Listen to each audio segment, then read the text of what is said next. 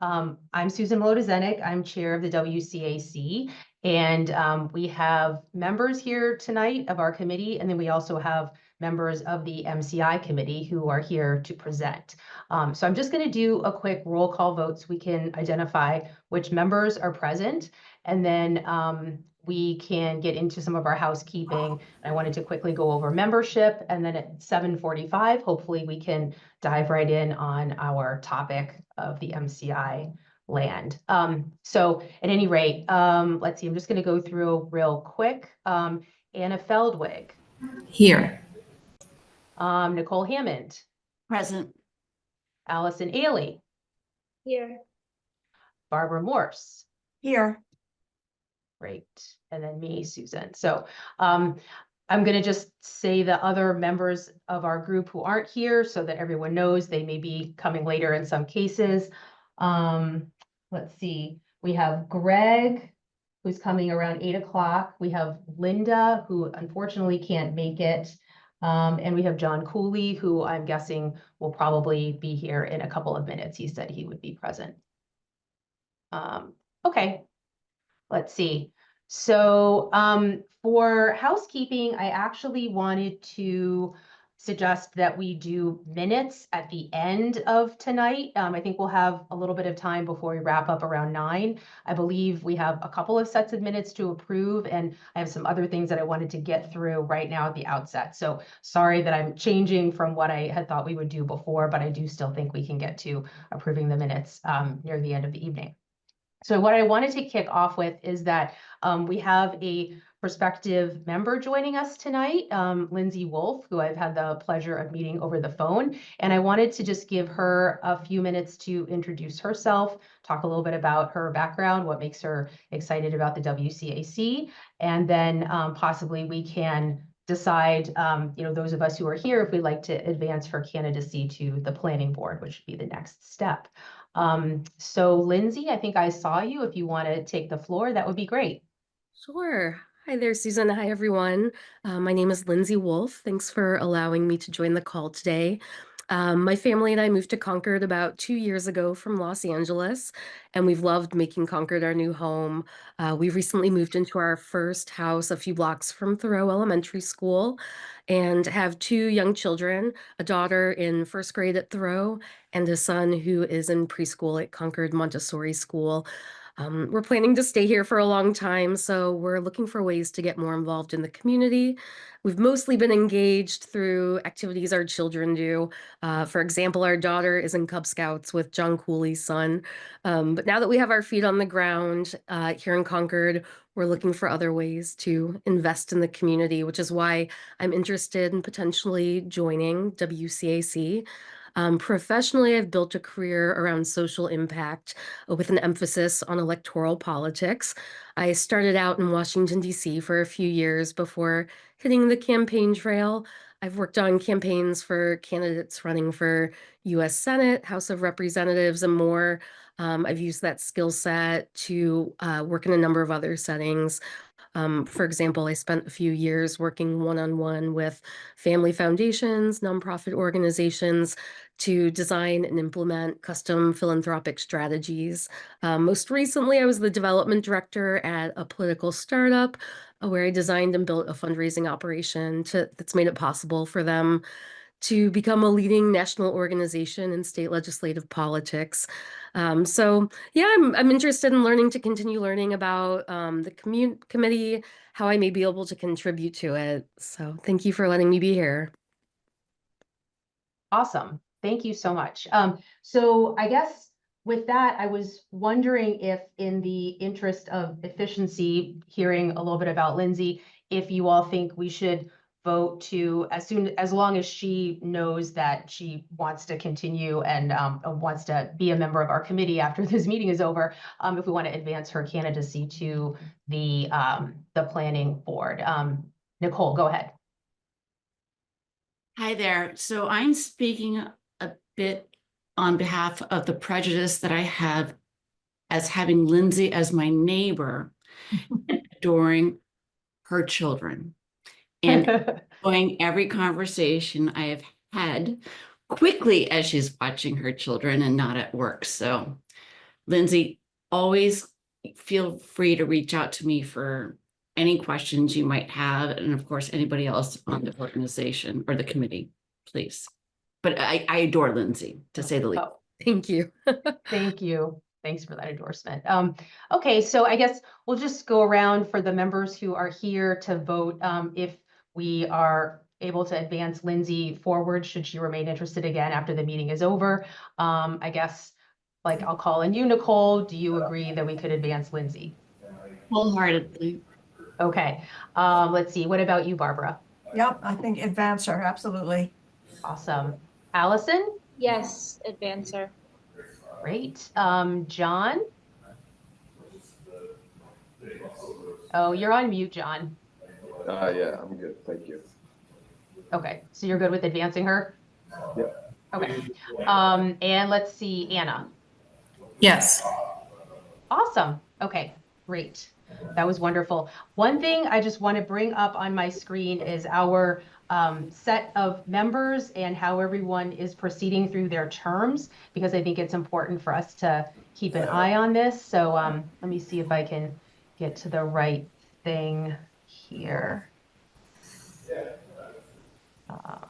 Okay, so I got this with the help of Wendy, our select board liaison. Thank you so much, Wendy, for helping make this a lot more clear. So this is where we stand with our committee memberships. And basically, I want to draw your attention to a couple of things. Thing one, I have to roll off the committee. I can't serve any more time, so I'll be rolling off. It seems like at the end of May is what Wendy has said. It's either the end of May or town meeting, whichever happens first. So I'll be rolling off at the end of May. We have Barbara and Anna both advancing forward to get reappointed for another term.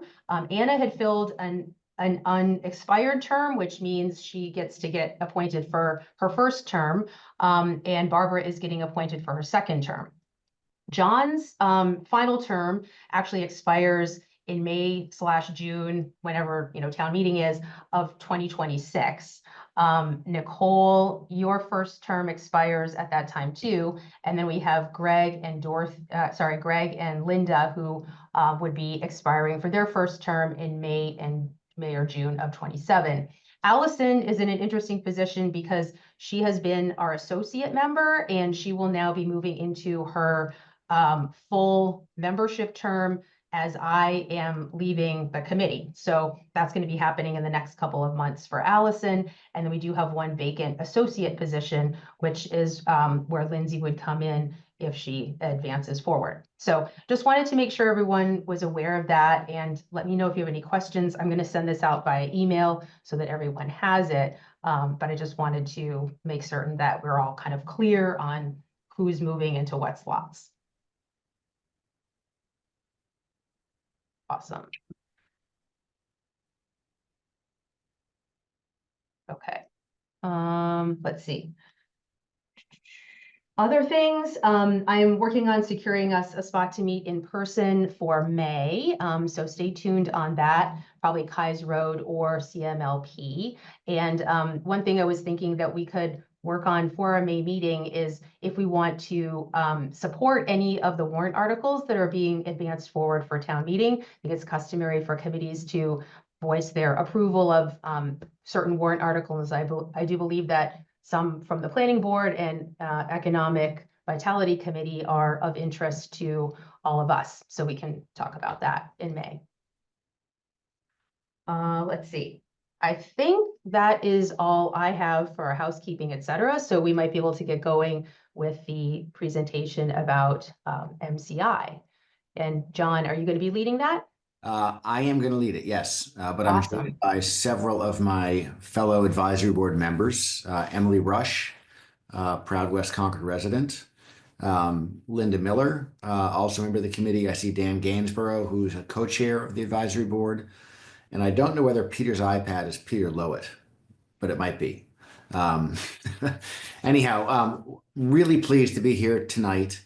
And in many ways, this advisory committee is one of the most important stakeholders for this project because, as you know, you guys are going to be kind of most directly impacted of any part of Concord. So Susan, thank you for the invitation to come and speak to you all.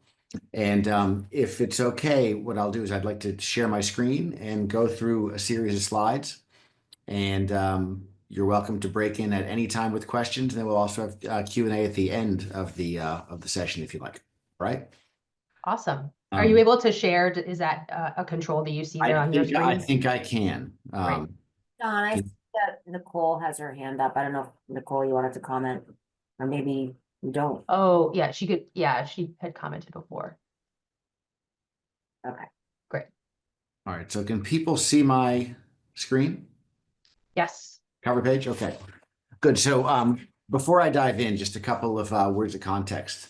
A lot of people say, this is like a, once in a generation thing. This transition of MCI Concord really is like a once in a century opportunity for the town. And we've got an unbelievable advisory board who's working very hard to make sure that we make the most of it. And so citizen input from folks like you is going to be incredibly important, because whatever happens, we want to be sure that it reflects the priorities and the values of our town. And so that's what we're working very hard to make happen. For the presentation, I want to start with kind of an overview of the project, the scope of the project. I'll talk about how the advisory board is structured, who sits on it, how we're doing our work. And by the way, my fellow advisory board members are welcome to break in at any time. I happen to be the chair of what's called the Community Outreach Subcommittee, which means I'm the one who by default gets to do these presentations, but I by no means have all the information or the most current information on the committee's work. We'll talk about the specific things some of our subcommittees are working on, describe the RFP process that we went through to obtain a consultant to support us in this work, talk about some of the communication priorities for the project overall, and then we'll do some Q&A. So what we found is that this presentation answers a lot of the questions that people have, and hopefully that'll prove to be the case now. You've all probably seen an image like this, if not this image. And, having grown up in Concord, I never knew what was behind those walls. And I heard lots of stories about it. Sounded like kind of a scary place, but since getting involved with this project, I still have not had the opportunity to set foot inside the walls yet, but I hope to in the coming months. But this gives you an idea of what the 51-acre site looks like. So the main body, kind of what I'm indicating with, within the kind of the tall concrete walls, that's the prison itself. And as you can see, a lot of structures in there. As of today, the property is still under the control of the Department of Corrections, which has been operating this for many decades. The prison was actually shut down on June 30th, so it has not been operating as a prison since June 30th. But the DOC is in the process of going through and identifying any assets that can be reused in other sites, things that they don't want to lose control of. So it's not clear exactly how long that will last. But at some point, the property will be turned over to a group called DCAM, which stands for the Department of Capital Asset Management and Maintenance, which is a state agency that basically looks after all the state's land. And so they're the ones who will then hold title to this parcel. I'll just point out a couple other important things here. You can see, Route 2 right in the foreground, which from this photograph looks like a pretty amazing invention, but we know that it's something that's ripe for improvement. There is work restarting on how to modify Route 2 to improve the traffic flow. This is something that's been worked on literally for like 25 years. But there's a kind of a fresh burst of energy, and that is kind of getting underway. The top here, you'll see these blue buildings. This is the wastewater treatment plant that belongs to the state that actually was used to handle the sewage coming out of not just MCI Concord, but the prison farm across the way, and also the state police barracks. So that's the state's wastewater treatment plant. At the top of the photo, the Assabet River runs right along there. And as many of you probably know, our town is at capacity when it comes to wastewater treatment. So we really can't do any more large-scale development. In fact, I think if another restaurant wanted to open someplace in Concord, it couldn't because we don't have the sewer capacity. So a very high priority for the town is obtaining control of that. And that actually is in the works because when the state made the decision to to close the prison and surplus or sell the property, it wrote legislation governing that process. And that legislation said that the state had to make an offer to the town to purchase that wastewater treatment plant within 90 days of the legislation being passed. So that offer was made, and now there's a complex conversation going on back and forth between Public Works in Concord and the state about how that transfer might happen. What's the state of that actual facility? We know it is not up to modern standards, so the town is likely, once we acquire it, going to have to put a lot of money into it. That's not strictly within the purview of our committee, but that's one aspect of this project that is moving at a faster pace than the rest of the redevelopment. In the upper right, you see this parcel of land. This is where what was called Junction Village was planned. This was going to be a 55+ community at one point. I forget how many town meetings they came and updated us and asked for a little more money. That project was not able to get off the ground. So as of now, there is still nothing in the works for that piece of the total parcel. So we include that in the 51 acres when we talk about 51 acres, even though that is not strictly part of MCI Concord.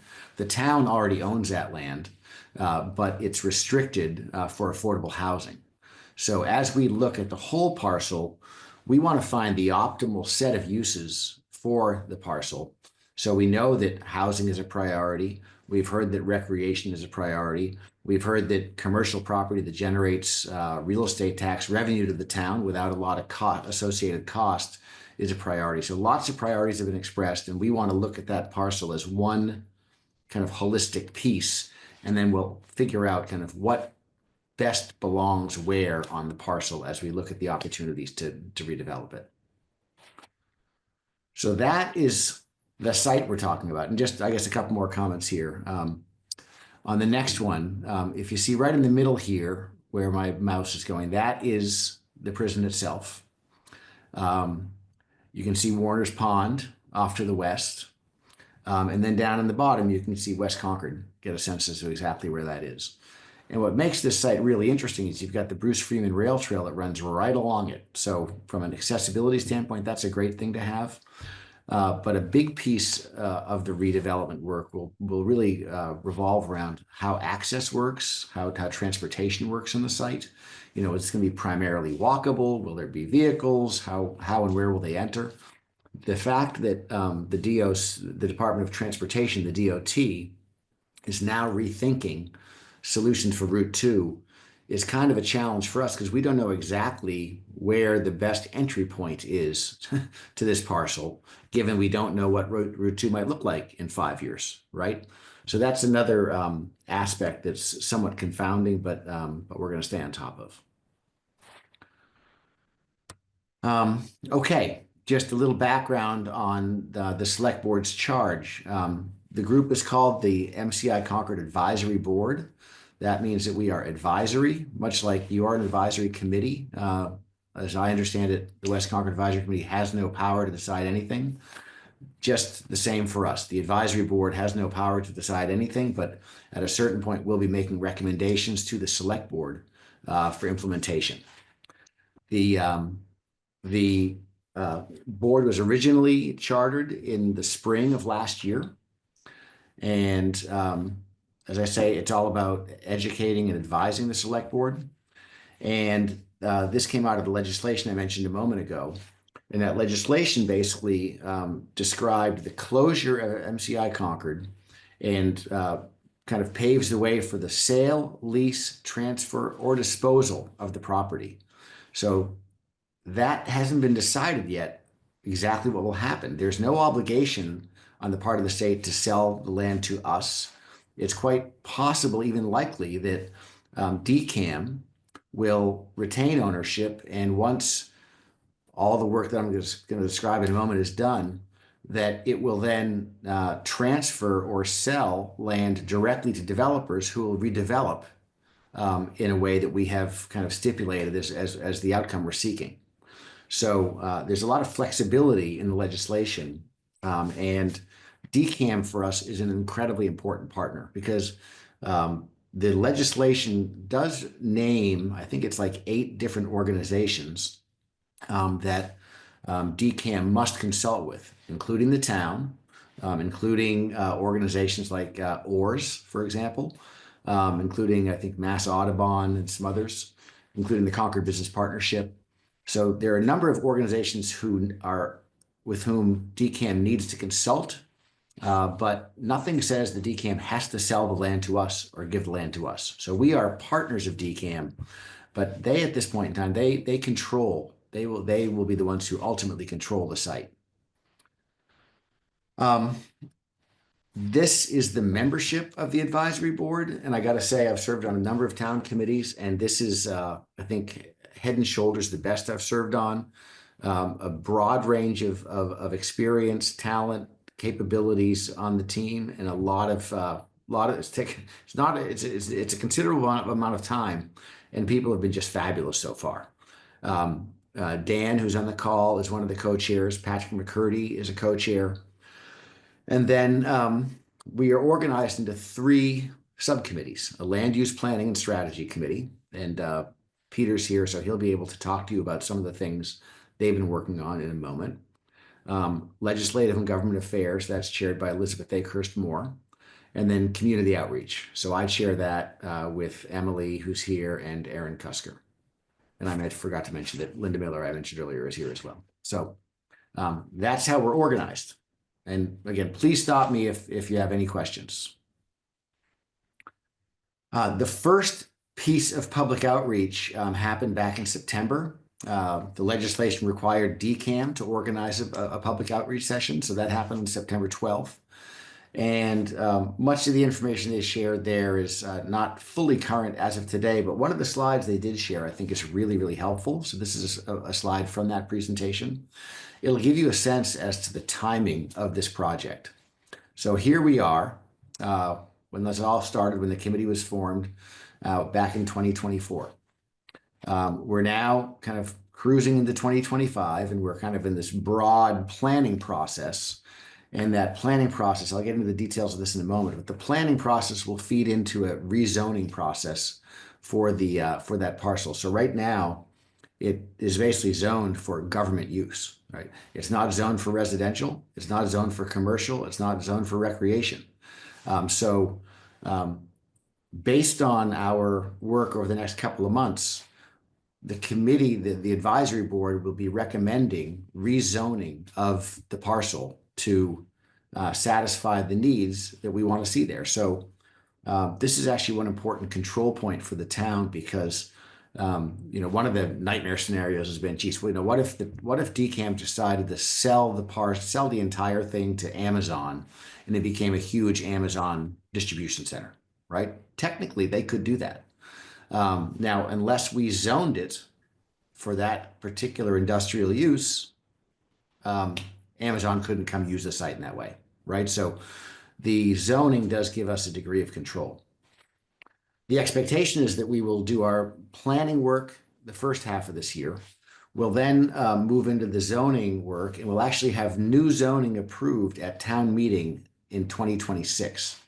That's when this competitive selection process would start.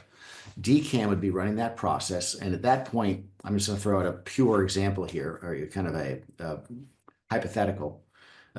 Let's say we said, okay, we would like to see 100 housing units, 30,000 square feet of commercial space, and a bunch and a big indoor recreation facility, sort of like Teamworks that all the kids go to over in Acton.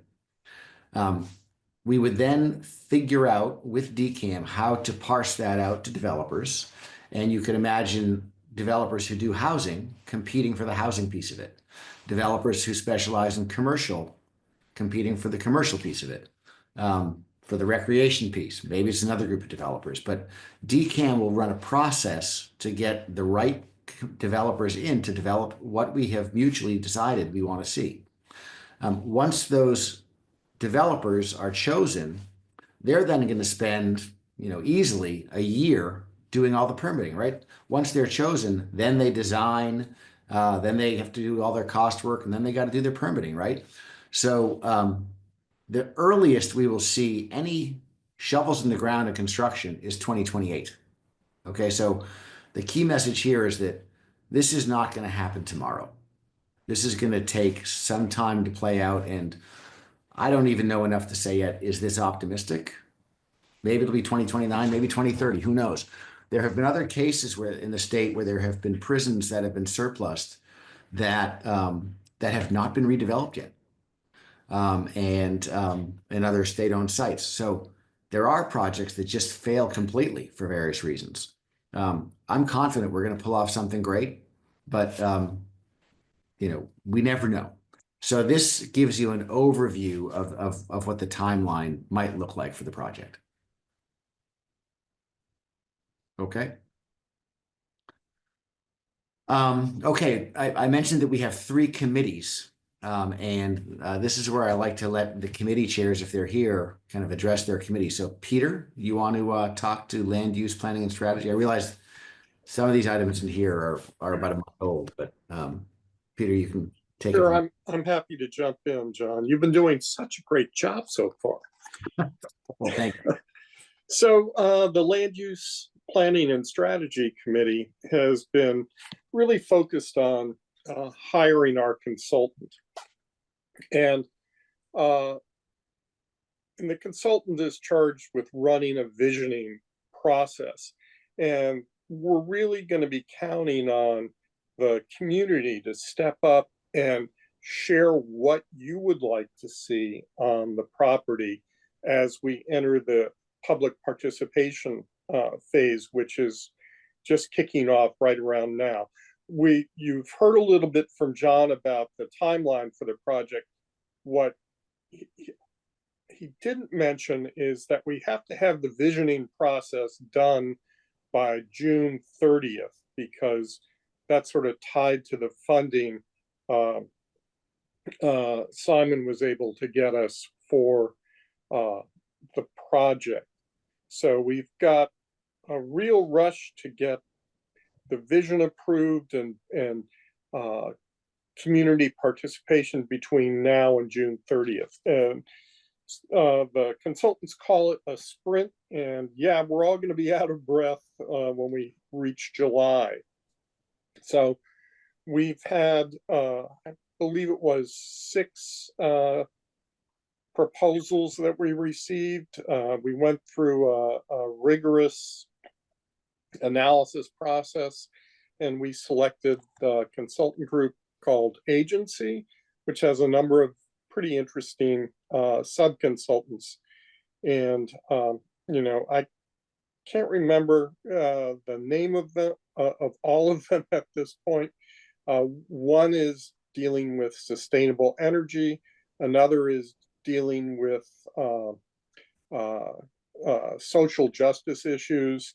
Another one is an architect that is dealing with housing perspectives.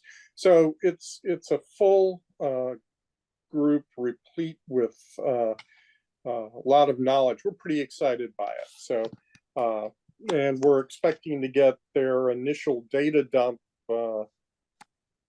tomorrow at our board meeting. So I'll flip it back to you, John. Thank you, Peter. I don't believe we have anybody from L and GA, so I'll just address this one. This is, like the title suggests, the group that is focused on legislative and government affairs.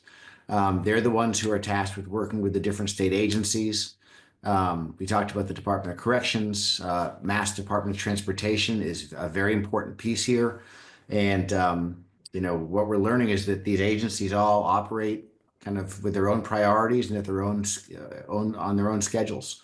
And so we're going to do everything we can to stay in close touch with DOT, and we are hopeful that what we're doing will motivate them to mobilize even faster to come up with various concepts that we can give feedback on.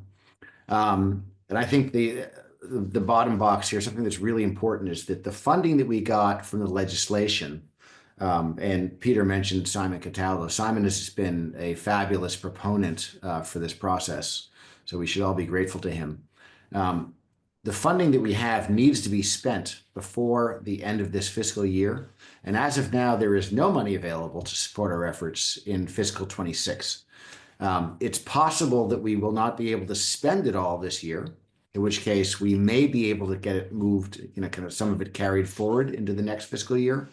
It's possible there could be an additional earmark that's given to us, but we don't know yet. So this is an important priority for the government affairs group to figure out how we can be sure that we have the money we need to continue our work next year.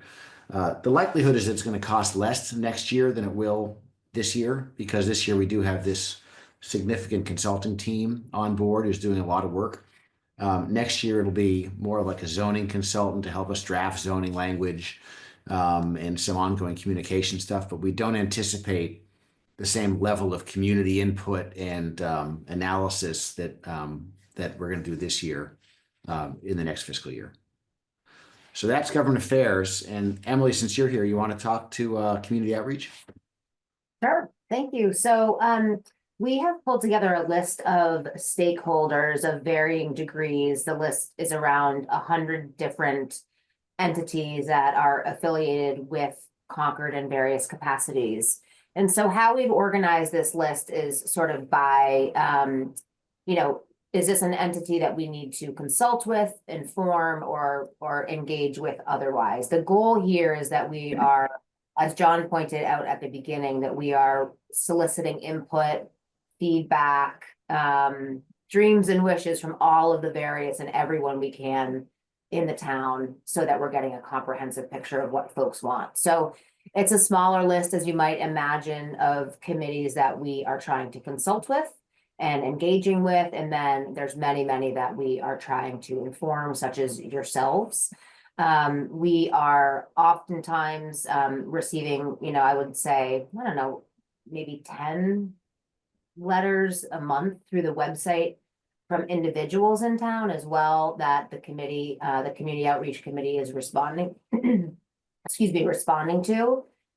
So that's been a productive use as well. We're in the process of improving the website. That should roll out soon. And we're also in the process of pulling together a drone video to sort of give everyone access to sort of the imagery that we've shown you today. So we're trying to be as inclusive as possible in our communication with the entities in the town.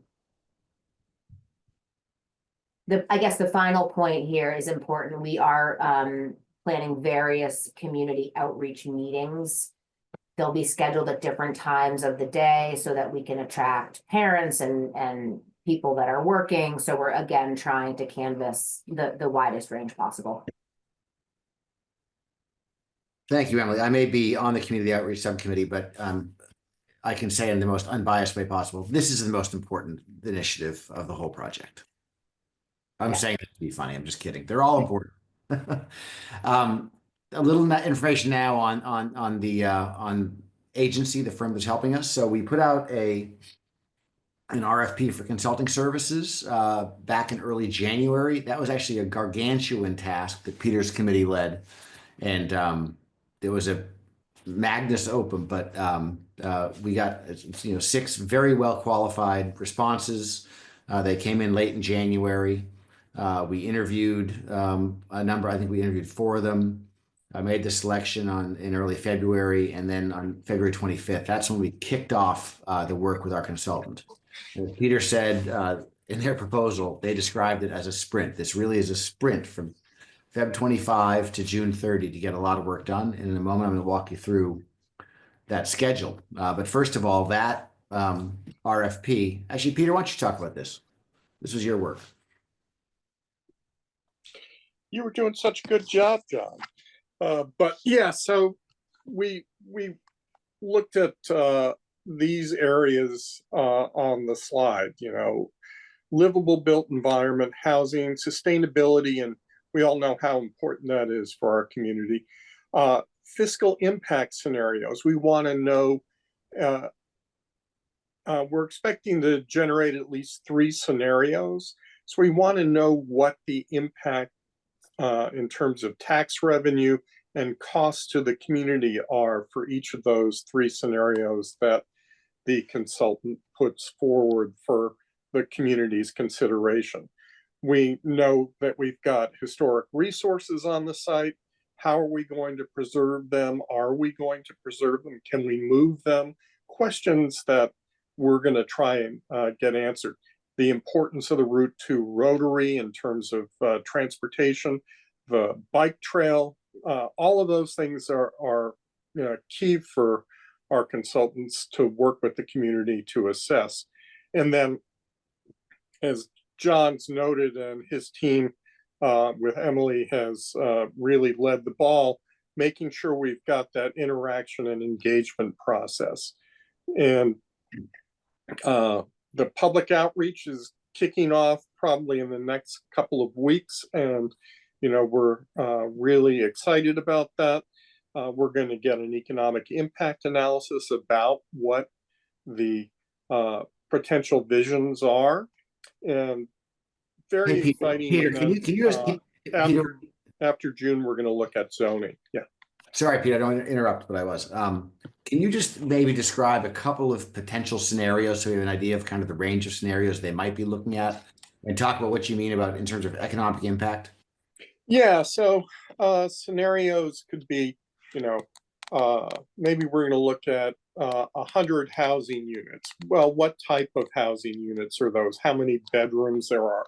Oftentimes that is a factor that you can input into a program and tell you how many potential school children would be generated from single family homes versus multifamily homes, and based on bedrooms. So you can really delve down into what the impacts would be for the community and what the likely tax revenue would be generated, and what the public services that would be necessary to support that development would cost the community to provide.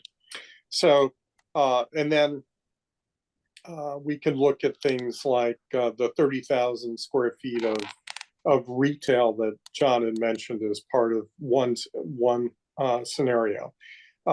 And we can tell how much tax revenue that would do, how much traffic that retail might attract, what roads would be impacted by that type of development, any improvements that might need to be made. And I just wanted to say thank you for the hard work your group has done in terms of looking at the West Concord master plan and updating that for us. It's much appreciated. And how do we incorporate recreation into the site? Do we do it in a way where we can put it in like the riverfront setback so that it's not going to impact potential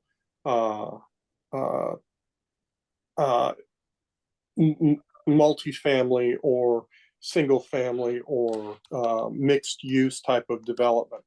So, it helps us just analyze the site with a fine-tooth comb. So I hope I didn't make that as clear as mud, but That's right. Yeah, one of the subcontractors on the contract is called Landwise, and these guys have all these kind of really cool tools for modeling different scenarios. So that's one of the pieces I think is going to be really powerful for us to see when it's done.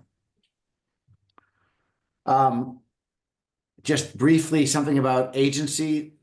This was one of the slides from their presentation that I really liked. They talked about, the vision, kind of blue sky, the opportunity to do almost anything, but the fact that vision has to be grounded, right? We can't be, pie in the sky. It's got to be based on things like energy requirements, the fiscal impact, the transportation realities, implementation. There's, we want to make sure that the plan that emerges from this is something that is truly achievable. And so I personally loved this slide when they shared it. This is the latest timeline from them. And so I'll just kind of walk you through the highlights here. In row 1, the top advisory board, agency is attending all of our monthly advisory board meetings and will often be one of the key presenters at those meetings. They also have representatives on the community outreach subcommittee meetings because they recognize how important that piece is. And so they will be supporting us not only with a website, and that website, we've provided them with a long list of features we'd like to see there, but the overall mission for the website is that it should serve both as a kind of a source of information. We'd like to aspire to say that if you ever have a question about the project, you should be able to go to that website and get a current answer. 95% of the questions you have should be answered by the website. And if it's not answered by the website, well, then you'll have to email us or ask us a question. But we want to make the information as accessible as we can. We also want to use the website as a source, for input. So there will be surveys there. There'll be other ways that you can submit ideas, to the committee. The stakeholder outreach, that's an ongoing process, and that'll continue between now and June 30th. Listening sessions are things that, I think this counts as a listening session, but we're going to, take every opportunity we can to get input from the community. And then 5, 6, and 7 are things that will be led by agency. There'll be some discrete meetings planned on some of the key topics like transportation and mobility, the history of the site, transformation of what it might be, development opportunities. They're going to do a couple of pop-up events. There's only but one that's been scheduled, which I'm aware of so far, which is on April 19th. They're going to be at a table in front of the townhouse trying to gather information from residents. And we'll see if that works. I'm not sure if Concord will be so packed with people, whether that will be of any value, but they're going to try to get out into the community to different events and find ways to speak to parents and to citizens. The core of the input will be in the form of 4 big public workshops. The first one is scheduled for April 30th, and the next will be on May 28th. Those are Wednesday nights. And in all likelihood, we'll have one during the day and one in the evening on both of those dates. So those I've highlighted in red, so they jump out. There'll be a couple of surveys that are done, one around the overall vision for the project. What do you want to see done with that property? And then there'll also be an opportunity for response to some of the scenarios that are evolving. And then down along the bottom website, we're actually, I think, days away from the website going live. We registered mci-concord.org, and we just today, we think we got that connected to the new website. So that should be live, really could be as early as tomorrow, I'm not sure, but we're almost there. So that's the timeline for our sprint, and getting close to the finish here, but just want to kind of come back to this issue of community outreach. This really is a key priority. We want to be communicating effectively with the town. We want to ensure a high degree of involvement, and we want to be transparent throughout the process. So all of our meetings are subject to open meeting law. All of our stuff is available, recorded meetings, documents, etc. You can go to the website and see it all. And this committee is all about stakeholder outreach, these meetings, putting together materials to educate, making sure we have good mechanisms for feedback, and regularly reporting to the select board on our progress. Agency has this thing they use called zones of engagement. So they're really going to be sure that those closest to the project, who are impacted most directly, they're in zone 1, they're in the bullseye, as it were. And kind of as it goes out in concentric circles, the level of engagement may vary, but we're thinking very intentionally about how we communicate with different stakeholders in the process. And as I said, mci-concord.org. If you go there right now, it says something like, this is a private website. Click here to log in, but it's very close to becoming a reality. And with that, it's time for some Q&A. So Susan, I'll take the slides down so we can see faces a little bigger. Oh, that's great. Thank you. Yeah, so does anyone on the committee have questions for John and team?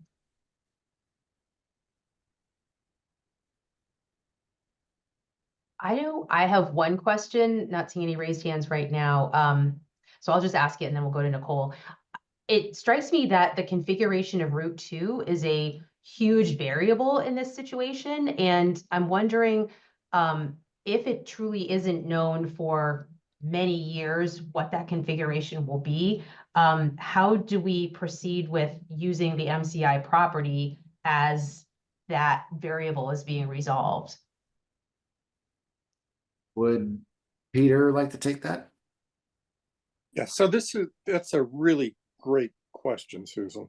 So we're looking at it and saying, just like in negotiation, if you make the first first position, perhaps we can help sort of set where the rotary work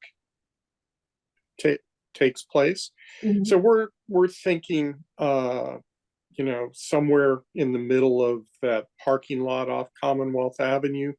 You know, north of that, we'll go toward the rotary, and we want to sort of draw a line south of it where we'll try and focus the development work. So it's really crucial question, and it's going to be somewhat of negotiation. Our conversation with DOT have been along the lines of, well, we don't really know yet, but if you guys have an idea, why don't you let us know? So that's what we'd like to do. Okay, thanks for that. Nicole, go ahead. Oh, Nicole, you're on mute. As always, I apologize. My question piggybacks on yours. And as a resident in the West Concord area, we've seen traffic tenfold since I've lived here, even more than tenfold. Traffic is ridiculous as people are trying to get away from the Route 2 rotary, and they cut through our neighborhoods. I live in the Thoreau District neighborhood.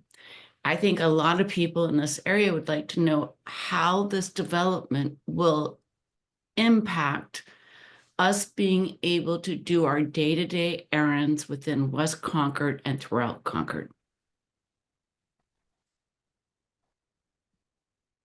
Great. That's a great question, Nicole. As a West Concord resident who lives on the other side of Cousins Field, I know exactly what you mean. Yeah. You know, our hope is that the rotary reconfiguration will go a long way towards solving that, but it may be for our kids and grandkids.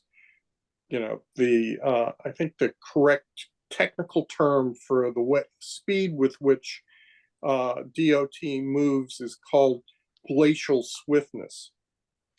But I think we may be able to alleviate some of that congestion in the future. And what we're trying to do right now is later this month, we've got a meeting with all of the communities from basically Gardner into Cambridge to make sure that they support Concord and DOT's effort to fast track the rotary redesign.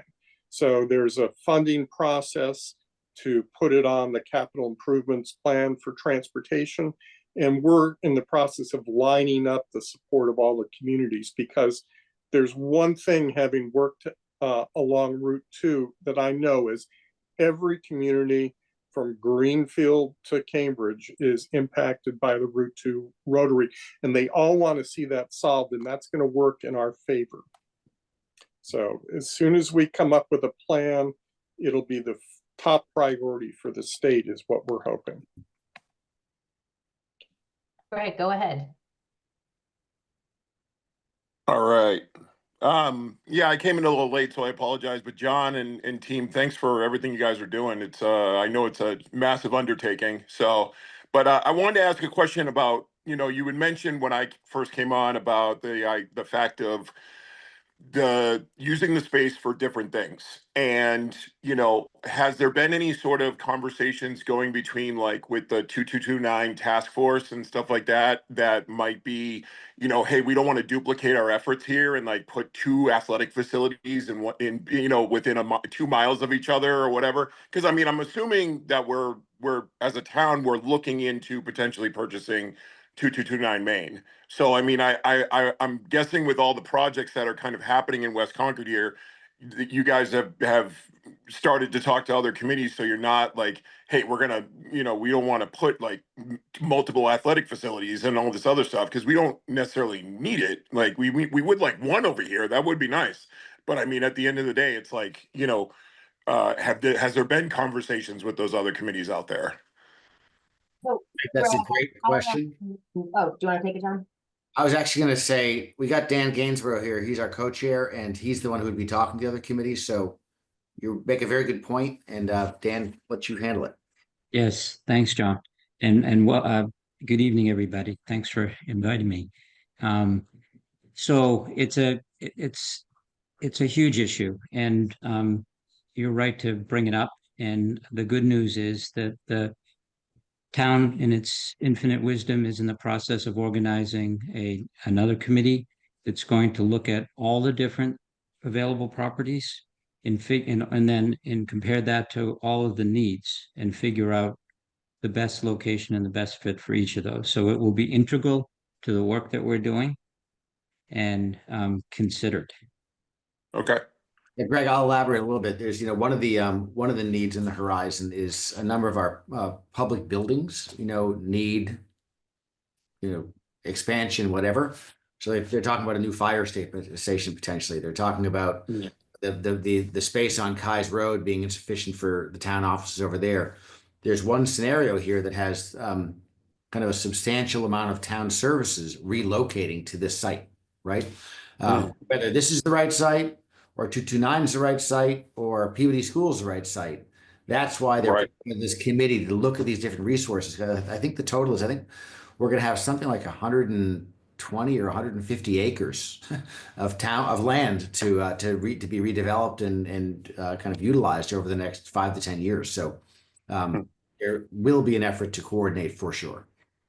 Got it. And wait, just to piggyback off of that too, I'm assuming you're also, when you're talking about all this outside of Peabody and 2229 and MCI, I'm assuming that the 40Bs have a little something to play into it as well. I mean, I don't know. Obviously, like you said, you are forming a committee that's going to be basically communicating with all these committees to say, hey, we got to make sure we work together on this, so we're not overdoing something. Although housing, I know, is always short, so it's yeah. But anyway, did I make my? I don't know if my question came across clear, but John, can I just respond to that?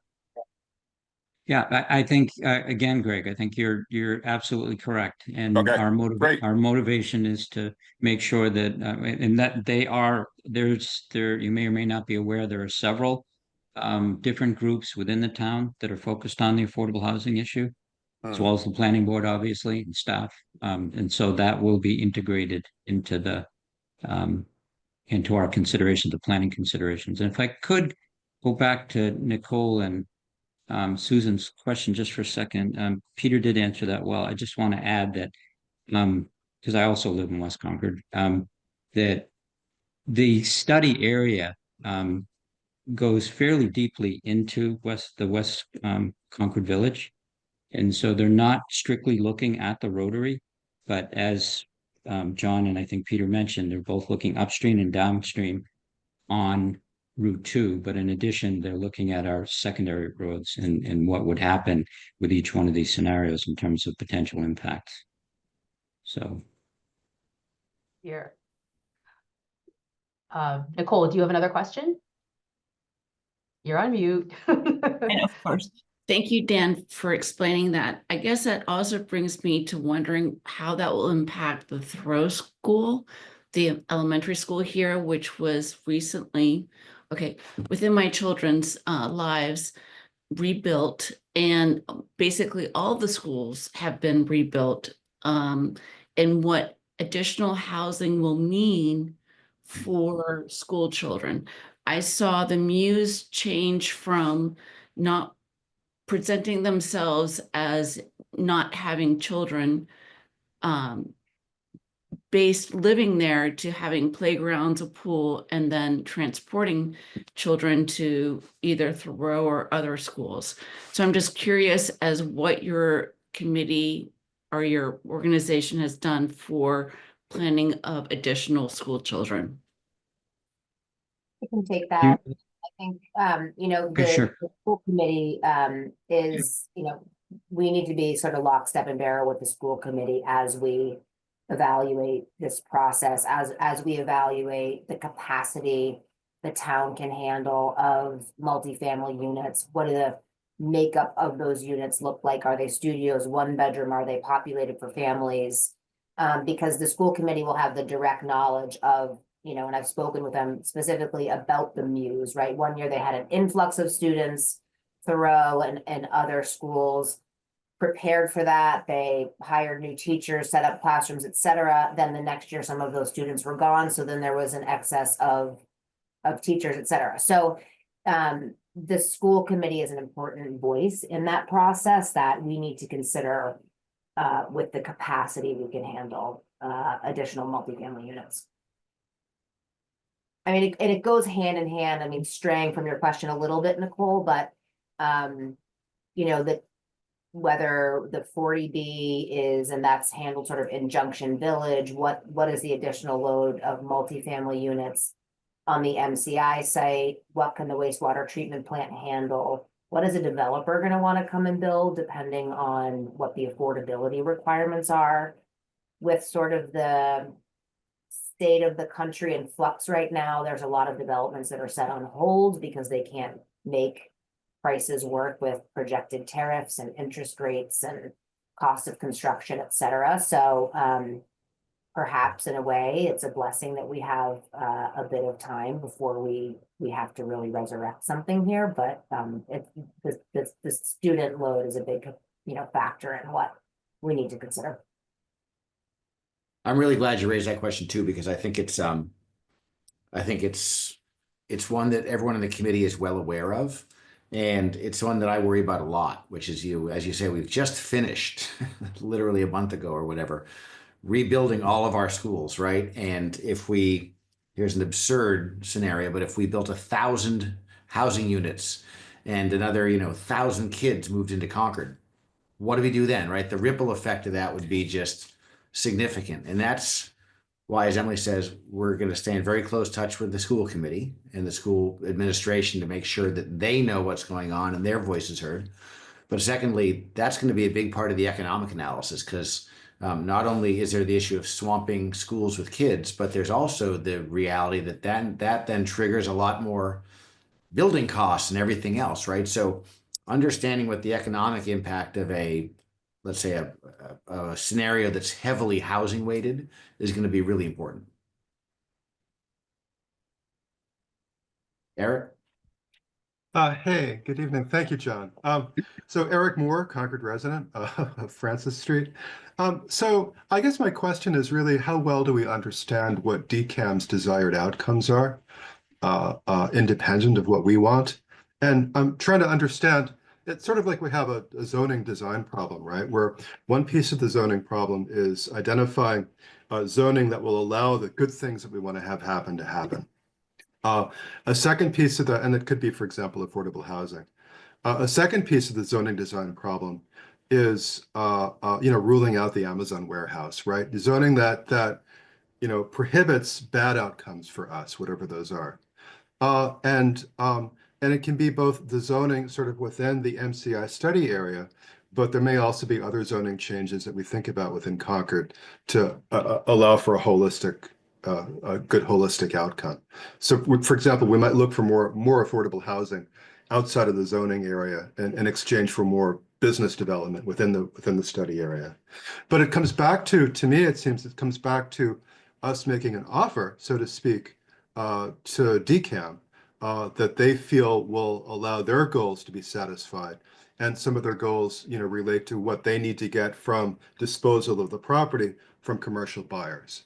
And so, again, it comes back to, from what I understand, how do we tell the right story to DCAM to get the outcomes that we're looking for? And do we understand DCAM well enough? And how does that process work? Thank you. Dan, you want this? Yeah, Eric, that's a great question. And I'm happy to be able to share that I actually believe that we are very well aligned with DCAM's goals and we understand them well. We have as part of our process, we have a bi-weekly coordination meeting with them. And we've heard from the director who's very much engaged or the commissioner, I should say, who's very much engaged in this project. And we understand what the governor wants for it. And those fortunately align very well with our master plan anyways, the general master plan for the town, the Envision 2030 document. And so I'm confident that they are aligned. I think your more nuanced part of your question, which I appreciate, is at the end of the day, it has to make economic sense. And part of that is one of their missions is to make sure that they, within those other objectives, try to realize some sort of return on the property or something that makes economic sense. I think that's when it starts to get really kind of interesting because it's, as you can imagine, that's going to in any planning process like this, there will be a stage in which you start to balance things and you start to look at compromises and which priorities weigh more heavily. And that is going to come from the work that John and his committee are doing, listening to the town. And so as much as we can understand the answer to your question in this moment, in this early stage of the project, I feel very comfortable that the necessary conversations and communication channels are established. Great. Thank you very much. I have another question, and this is about the water treatment facility that it sounds like comes along with the MCI property. Do we have any sense for like what that would enable the town to do? Does it mean that like unlimited amounts of more housing could be developed? Does it mean unlimited more restaurants could be added? I'm just curious if there's any, I don't know, limitation that water treatment facility puts into the equation in our decisions. Peter, your land Yeah, use. so there's a limit in terms of the wastewater that is permitted for the site. So I think it's 100,000 gallons, and they have made very clear that a third of it is going to be reserved for the state uses, such as the prison farm across the way and the state police unit. A third of it is being talked about as being directed toward redevelopment of the site. And then a third of it will be available to connect to the rest of the community, which is currently at capacity. We can't add new people and new sewer users to the existing system.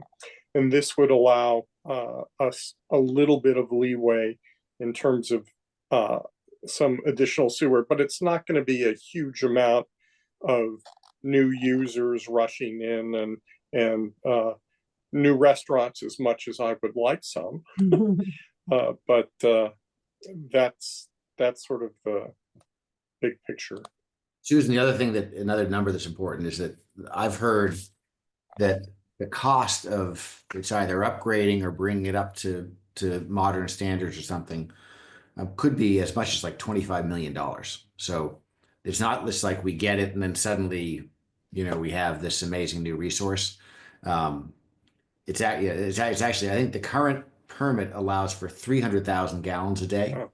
And for comparison, the other the wastewater treatment plant that the town currently operates has an 1,100 gallon per day capacity, and we're operating it at 1,200 gallons.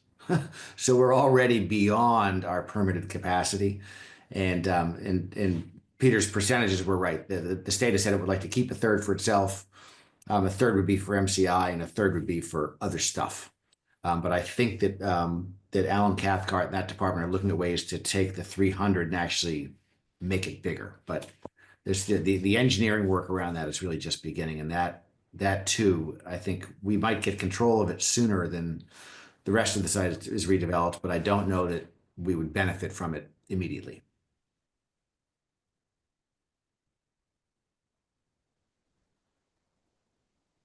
Actually have another question. This is a little bit about, I guess, economic development and the connectivity between the MCI property, whatever it turns into, and West Concord Village.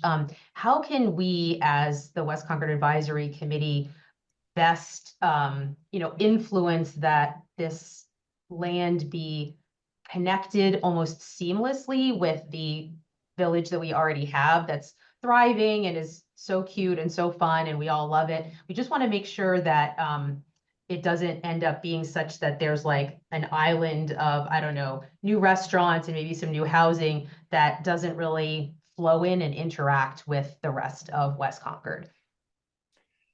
I think the thing you can do, Susan, is just what you just have done, which is articulate that vision during the community process. I think we're all supportive of it, but the more that it's spoken and the more that the consultants and the rest of the community hears it, more likely it is that you're going to get the result that you're seeking. That's great to know. Okay.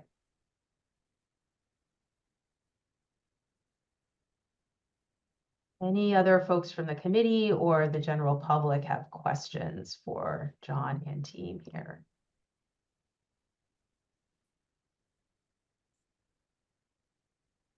Oh, Jeff, Barbara raising hands. yeah.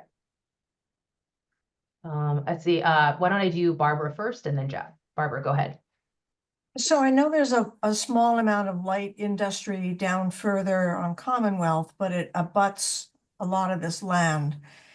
Is there any discussion about trying, one, to protect that if they want to be protected, but more importantly, to include sort of light industry in addition to housing and recreation and the other things that are going to go in there, partly for tax reasons, but also just for the diversity of what's being offered in the town? I would say we haven't gotten to that point yet. There's been no active discussion I'm aware of about protecting those folks on Winthrop Street, but I think that's another idea that should be raised. I think there's been a kind of a pining for light industry in West Concord over the last 10 years, right? And it certainly has become more expensive in West Concord, but that is an idea that should be raised at one of the community input sessions.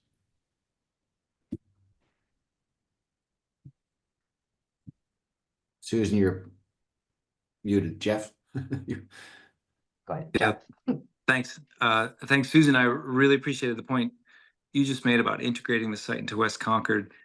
I've heard folks muse about the site as, potential fourth village of Concord and sort of analogous to the Thoreau Depot district adjacent to Concord Center.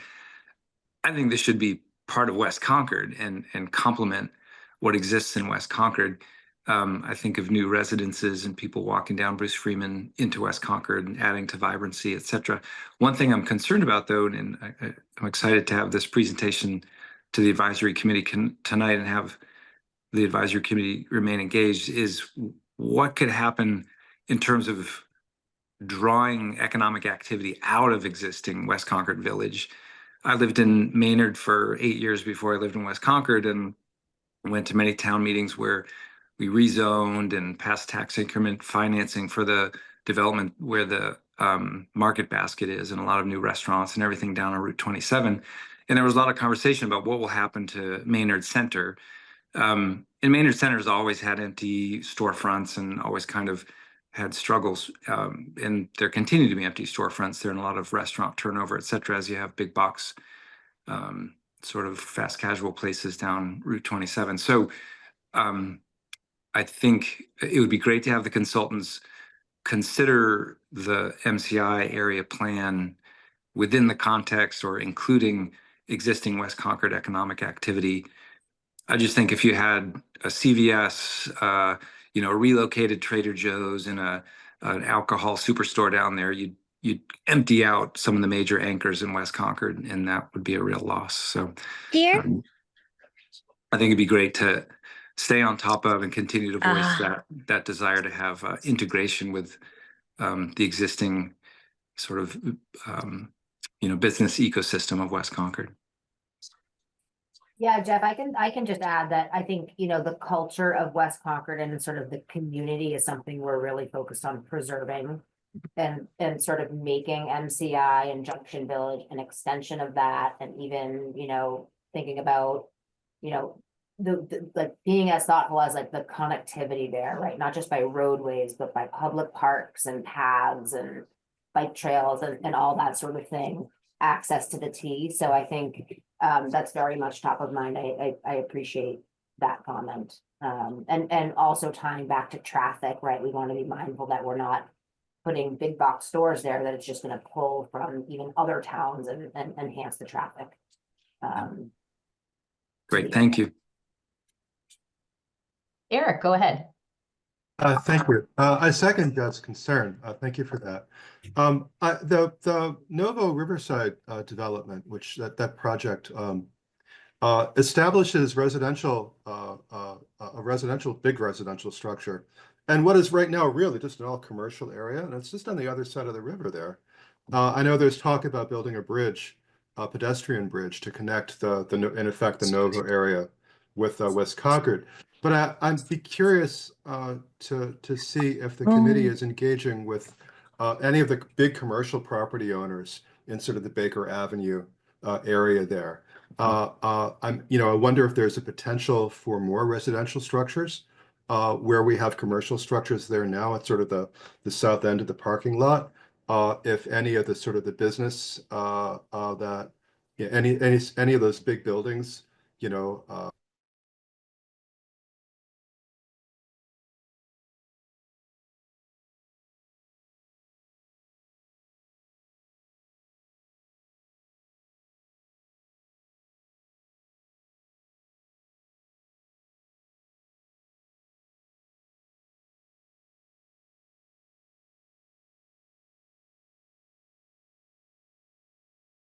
Is everyone still there? I seem to have lost my connection.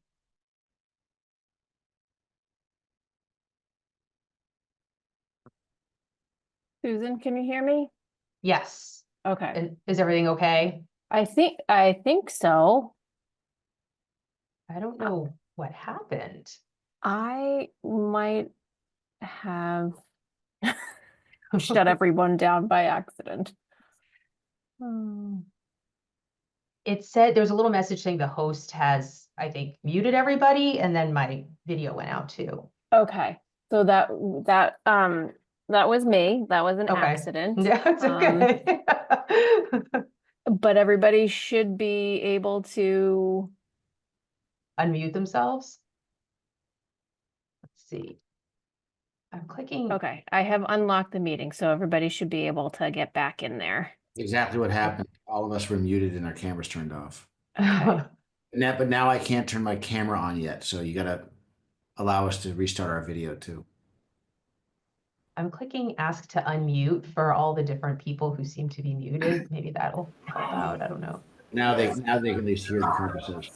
Yeah. I think We're still here. This is Eric Moore. This is what I get for rambling. I'm sorry. So just to conclude my point, which is just there's a lot of commercial development over in that Baker Avenue area. And to see that Baker Avenue area as part of the systemic, you know, it's part of West Concord, and to see that as part of the big picture I think would be valuable. Thank you. Good point, Eric. Thank you. Yeah. No. Susan, I'm gonna have to drop in a moment myself. Okay. Let's see. Should I ask for any final questions from folks or? Yeah, let's do that. Yeah. Anyone who has another question or two, if you want to raise your hand or just maybe shout out if you can speak, that would be great.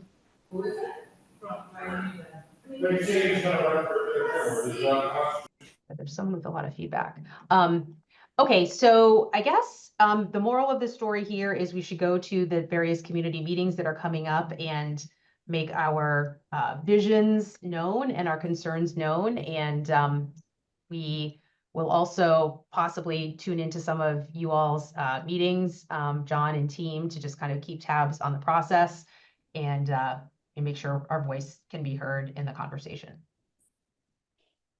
Thank you very much, Susan, for allowing us to interact with all of you.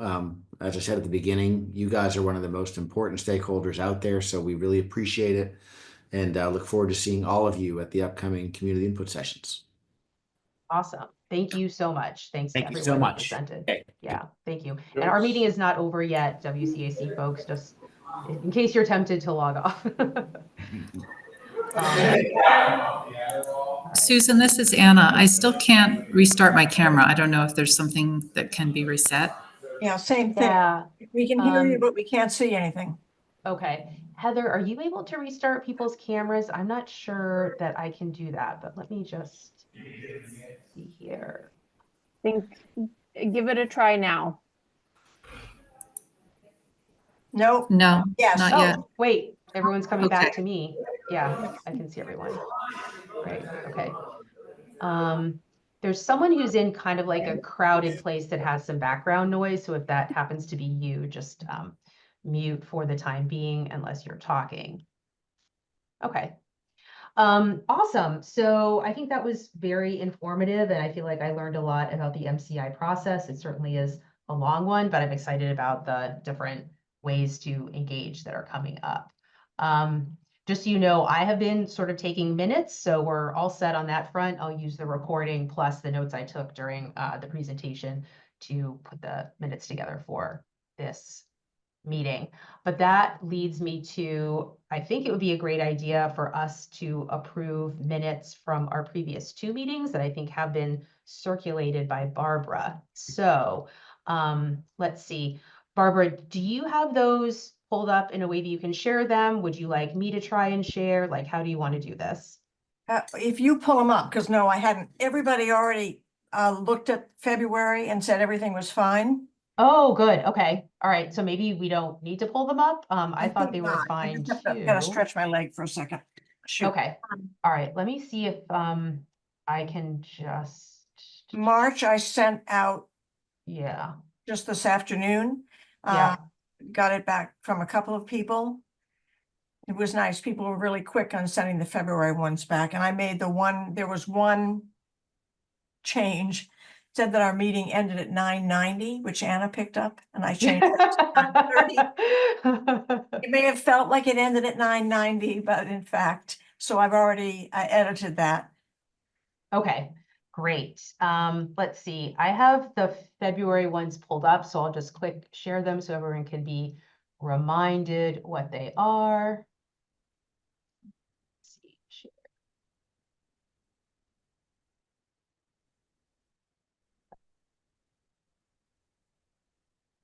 Oh, I'm so trying to yeah. be efficient so we don't have to spend a lot of time in meetings unless there's. Yeah, I totally appreciate that. Okay, so it seems like the folks who were able to weigh in, oh, so you changed the 990 I down here, changed the you're 9 saying. to 9:30 before I send it to Heather, yeah. Okay, awesome. All right, so I think we can take a vote on approving these minutes. Let's see. I make a motion that we approve the minutes for February 5th. Do I have a second? A second. Okay, all in favor of approving the minutes, say aye. Aye. Okay, I think I heard everyone. So we can consider these to be approved as amended for the 990, so it says 930 instead. Let's see, and then we have the ones from March, right? Those are the other ones that were circulated. Yep. Let's see, just here, minutes.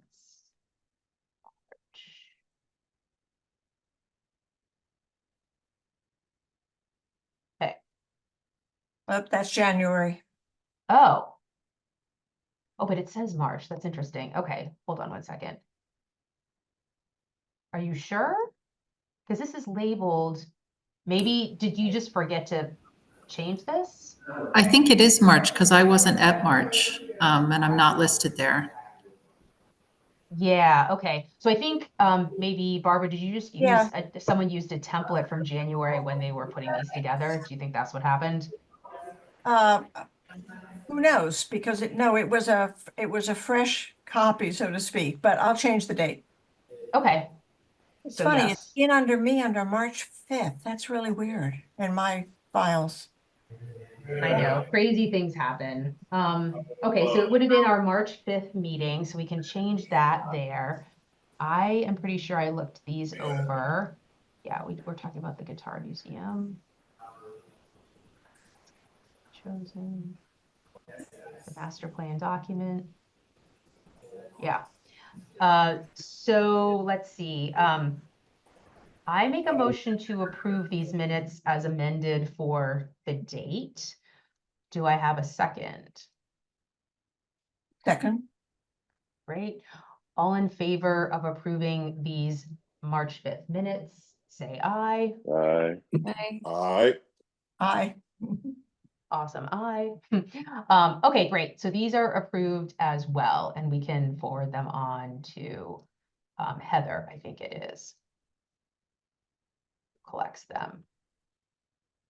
Okay, let's see. I guess we can just talk really briefly before we adjourn, at 9 or before 9 about next month's meeting. As I sort of alluded to in the beginning of this meeting, there are some warrant articles coming up for town meeting, and town meeting is in June this year. So that means that we have like basically one more meeting before town meeting. And if we want to just vote to endorse any articles and lend our committee's name to the list of other committees that generally will weigh in about warrant articles. That information is usually shared with the crowd at town meeting before the debate commences. And so they'll say, by the way, the select board and so and so and so and so committee have voted to endorse a yes vote on this article. So that information gets shared, and then the debate begins at town meeting. So I thought there are some articles that have been put up in the warrant that affect things we've been talking about during the last year. And I thought it might make sense for us to get smarter about those during the next month. And then we can come together during May and figure out if we want to take a position on any of those. I did notice there are like public meetings coming up throughout the next, say, 4 weeks or so that those articles will be covered by whoever the party is that has introduced the warrant article. So for instance, there are some that the planning board has introduced, and they'll be talking to anyone who wants to listen about their rationale for the articles and making their argument for the case of approving it. And people will be able to ask them questions and stuff. So I feel like we can use that publicly available information to develop our own views on those articles. Yep, that sounds good. Are we gonna meet in person or on Zoom?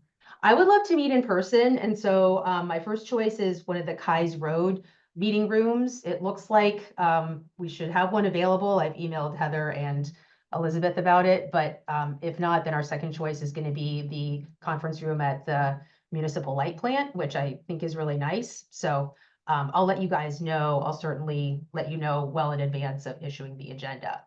The other thing that will happen in May is I'm hoping that Jennifer Schuneman can be present, and maybe with her husband Wilson as well, talk a little bit about their plans for the Guitar Museum, which is going into that space that used to be occupied by New Leaf on Commonwealth Ave.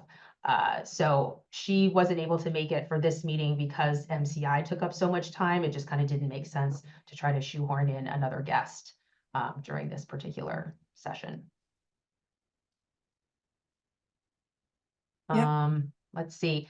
Other random stuff. I went to the update meeting that Elizabeth did about the bridge over the Assabet River, kind of from like where the Novo complex is going to be, the Baker Ave area over into West Concord. And the consultants who are planning for that did a great job with illustrations, and they had this whole like immersive view of what it would be like to traverse the bridge. Did any of you all get to go to either of those meetings? I think there were like 2 of them, one in the morning and then one in the evening.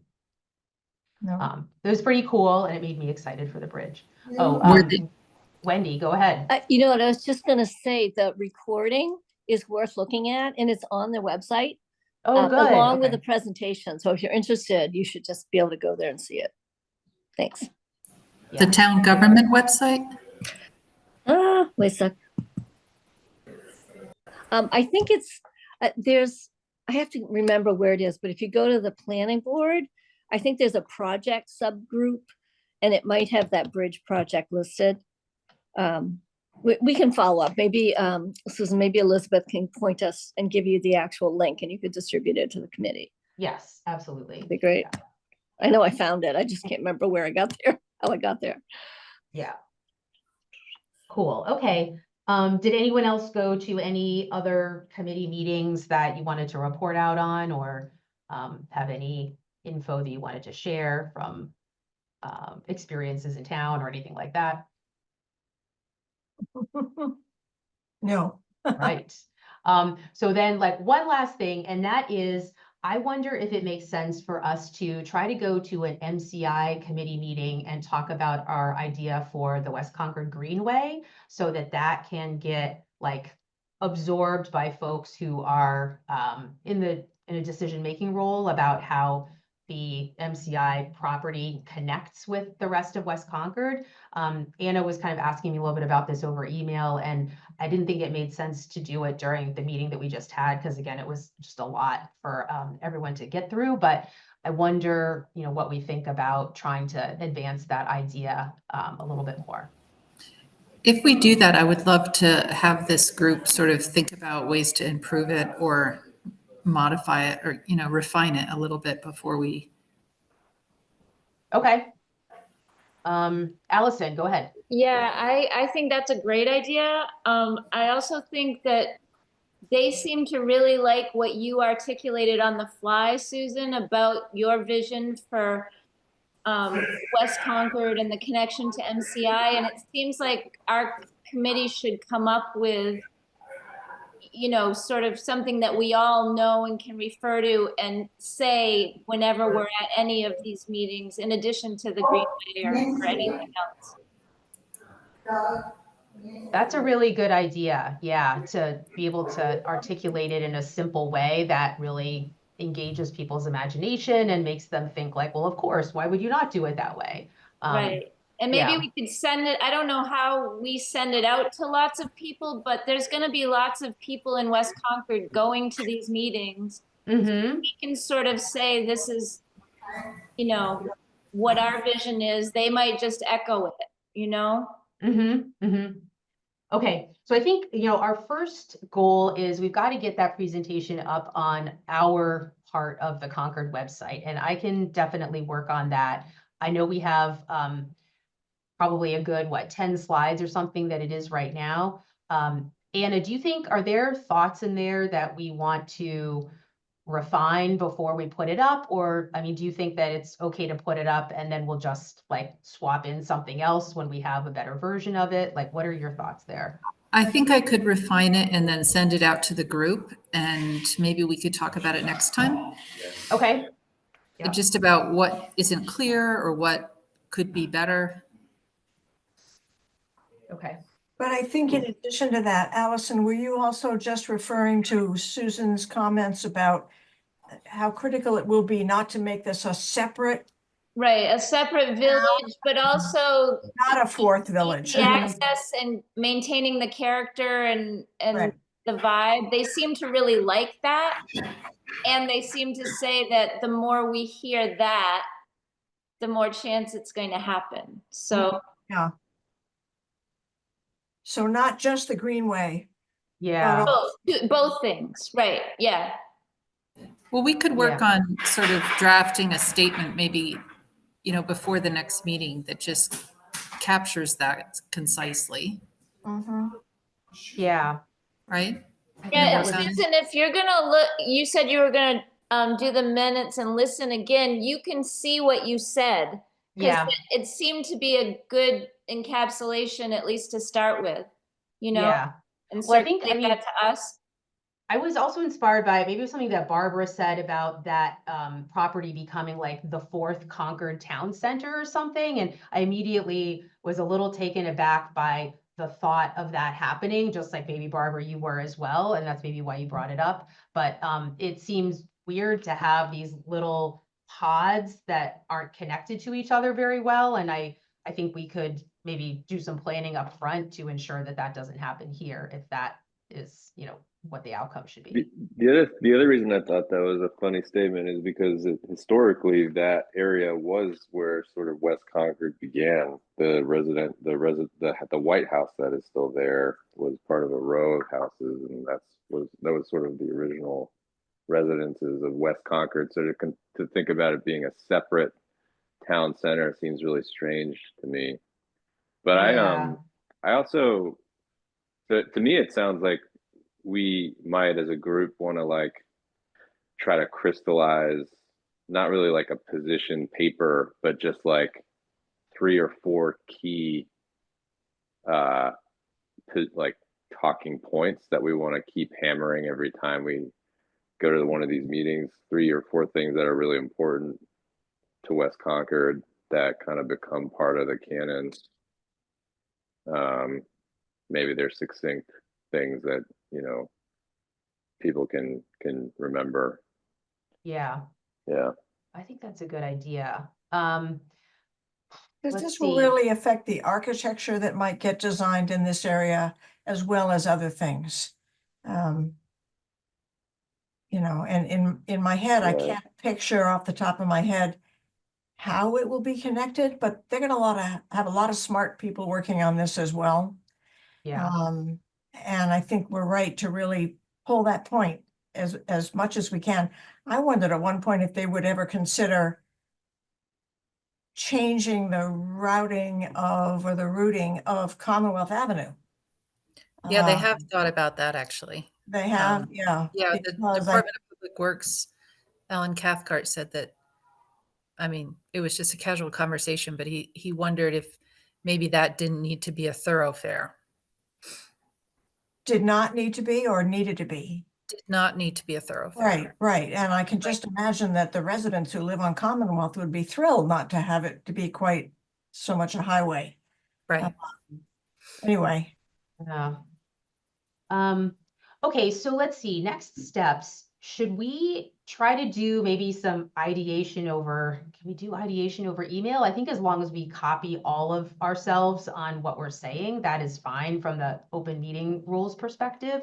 We could do a little bit of thought sharing over email. And I almost wonder if it makes sense to try and meet before our next meeting, because if these community sessions are going to be happening between now and say, you know, what is it, May 5th, or sorry, May 7th, that we're having our next meeting. I don't want to miss the boat on influencing people. yeah, we just have to be cautious about communicating over email with each other. Maybe it all Yeah. goes to you. Well, can we all communicate with each other, or is it like, does it really need to all just be to one person? You know what I'm saying? Like, as long as we put all of ourselves on the email, so it's like a share with everyone. As You when- can't do that. I just- yeah, Oh, I'm sorry. Okay. But Susan, what we could do is we could each send you ideas that you could compile, and then we could Mhm. review those in a public meeting. More Okay. work Like- for Susan. What's that? That's okay. This is important. I realize this is like, I've got to just like, you know, This is see your if I can swan song. pull out some extra energy crossing the finish line. But I mean, you could simply just like collect the comments in one list, and then we could review them and polish it in a meeting, a yeah, public meeting. yes. Okay, Yeah. I think that would be good. So let me just look at the calendar and see, is there a chance of us being able to do another public meeting with each other, maybe for just half an hour between now and, I don't know, like end of April? I wrote down when they said their first community session was gonna I'm be. not sure a half an hour is gonna do it. Okay. I was being optimistic. Let's see. Oh, they said 4:30 and 5:28 were their workshop days. So that's like really like like literally the Wednesday before our next meeting. What about, do people have time to meet on the 23rd of April? If we did a meeting like around the same time, 7:30? What day of the week is that? And on the calendar? Sorry, yeah, sorry, it's a Wednesday, the 23rd. I think so. I can do that. Should we also with do, me. if we're gonna do the Greenway project, like review that or do that, look at that then too? Yeah, Or yeah. look at it beforehand and come then there with comments, or I don't know how it has to work, but. Yeah, I think look at it beforehand and come with ideas for, you know, either making it more succinct or like how you would adjust it for prime time, I would say. I mean, do you Yeah. think the Greenway is less important and we should put it off and have a statement first? No, Or, I think No. both are important because the Greenway goes right up by the MCI thing and it might, you know, they might. well, now it connects Assabet River too. I mean, that's right there. And they might really appreciate that visioning. And if that visioning can slide into the visioning that's happening, that would be awesome. So connectivity of both the developed spaces and the blue and green spaces. Absolutely. Okay. So I think that's a nice framework. Yes, connectivity of the developed spaces and the green and blue spaces. So we can focus our thinking on that as we ideate the main points, and then the Greenway slides in their final incarnation will support that idea, I think. Okay, so let's get back to what we can do, say, on the 23rd of April. I will circulate the Greenway slides again. I think I slid in some of the mapping that Jeff Collins had done sort of on the fly during the meeting that we talked about that. So that is now in there, but I'll pull that together and send it to you all right after this meeting. And then, By if the you way, all wanna just- the 23rd is the April vacation week. We're going to be away. Oh, shoot. Just Okay. FYI. Yeah, okay. So we're going to be away. I'm going to be out of town. So yeah, and others are gonna have that issue too. Like, I wouldn't be surprised if Linda will also be out of town. I don't know about John as well. What about the 16th? Would that work? That's like the Wednesday prior to the 23rd. Around 7:30? So like 7:30 to 8:30? Yeah, Like we have Cub Scouts that night, but it should be done around then. done by Yeah, 7:30 or busy. so. Gonna be done around 8, I guess, 7:45. What if, like, would we be able to meet between 8 and 9? Would people be okay with that? I'd be okay with that. We have Cub Scouts at the same time. Our John and mine's kids are in the. Well, does it need to be on a Wednesday though? It doesn't. I was just choosing Yeah. that day because others, like, well, Yeah. we always have our meetings on Wednesday. Is a Tuesday better, do you think? I mean, that, just for me personally, that Thursday works better. Yeah, Thursdays are better for me if it, yeah, those Thursdays are gone for me. No good. no good. No good for okay. Yeah, I'm already double booked on about 3 Thursdays. Okay. What about Mondays? Is that just too difficult? Partly it's because I won tickets to go hear Ken Burns speak. Oh my gosh, what a treat. Yeah, I can't wait. Very nice. Where is that at the Umbrella? No, it's going to be at the high school. He is doing a new film on the Revolutionary War, so one could enter one's name to win tickets, and I won. Wow. Congratulations. Monday's so I okay guess- with me. I can do that Monday. I could do the Monday. Okay. That's not a holiday, is it? The next Monday is the holiday, right? The 21st? The 21st is. 21st is Patriots Day. Okay, so the 14th at. Susan, Yes? there's a public hearing for Yeah. town meeting on Monday, the 14th. It's the select board one, so that's when the citizen petitions will be on. Okay. I wonder, do you guys? well, are people planning on going to the citizen petitions select board? I haven't even looked at what the citizen petitions are, so maybe I should. Yeah, it's plan more over than, it. it's actually more than that. Oh, okay, um, okay. All right, let's see, so. How's tomorrow work for everyone? Yeah. Where does this leave Oh, no, us? that's Yeah. the Thursday. Doesn't- So we hit, so 17th is a no-go. I mean, could we turn this around in a week and look at, oh shoot, I'm gonna be out of town next week. Okay.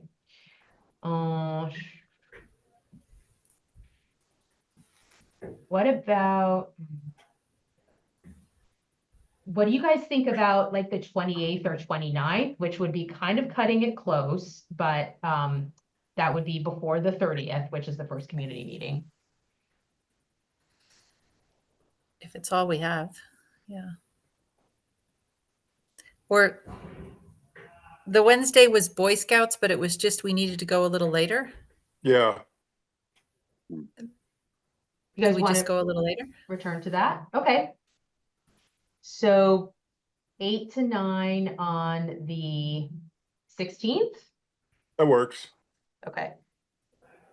Okay, great. So I'll invite everyone to that meeting and we can be in the meantime on email if you want to send me your ideas for like the main points about what we'd be hammering for the MCI community meetings. And I will send you the deck for the Greenway so we can get that spiffed up and ready for prime time. Okay, Great. awesome.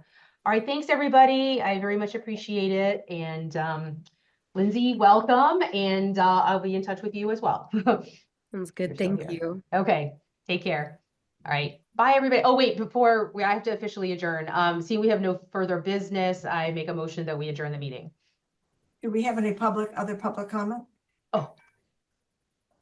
Public, are you still there? Or did they all leave? I think they may have all left. Yeah, I don't really see anybody else. Okay. Okay, so what do you Second it. think? Second, all right, I think, yes, we are adjourned.